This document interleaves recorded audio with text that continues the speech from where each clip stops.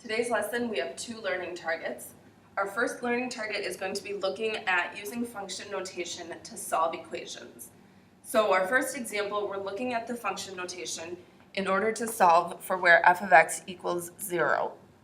Another way to think about this is we are finding the zeros of the function or the x-intercepts. So we're going to start by replacing f of x with 0 and then solving for x. This one is a straightforward equation. We're going to add 3x to both sides and divide by 3. You can put this into an ordered pair as an x-intercept to make another connection to what this will look like on a graph. Part B is also fairly straightforward, substituting 0 for f of x. There's a couple of options on this one. You can go ahead and solve by undoing, by adding 9 to both sides and then taking the square root. However, when students do that, they tend to forget that there's two answers when you take a square root. So in order to prevent mistakes, I would recommend factoring the difference of squares instead. Set each binomial equal to 0. And then solve each of those equations.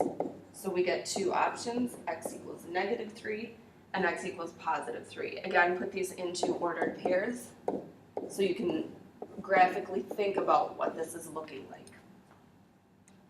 One more example with the function notation. This time we're going to be setting two functions equal to each other. So if we graphed f of x and g of x on the same graph, at what point or points would they meet? So we're going to start by writing our equation, setting the two functions equal to each other. First step on this one is you want to isolate the radical so that you can square both sides and get rid of the radical. So I'm going to subtract 1 from both sides, which cancels the 1 on both sides.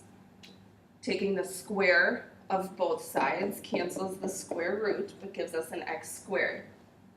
Anytime you've got an x term and an x squared term, you want to get them both on the same side of the equal sign, set it equal to 0, and then factor.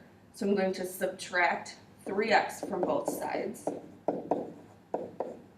This time it's a GCF factoring, so I'm going to factor out the x, and then set each piece equal to 0. So the x equals 0, or the x minus 3 equals 0, which would give us x equals 3. So the question is find the real values of x for which f of x equals g of x. And we've done that. X equals 0. Sorry, my answers got a little squished at the bottom here. And x equals 3. If we were finding the points on the graph where they meet, we would go back and substitute these into one or the other equation to find the coordinate. And in fact, since g of x is so simple, I'm going to substitute these into g of x just to give you another idea graphically.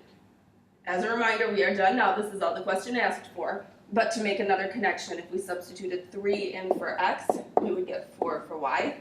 If we substituted 0 for x, we would get 1 for y. So those two coordinates are where the graphs would physically meet. All right, one more example. Same question, so we start it the same way. We set f of x equal to g of x. Now, anytime you've got x's with different powers, whether it's squared, regular x, or in this case to the 4th and squared, get it equal to 0 and try and factor. So I'm going to subtract 2x squared from both sides. And then I'm going to factor out the x squared. And now I've got a difference of squares, so I'm going to continue factoring.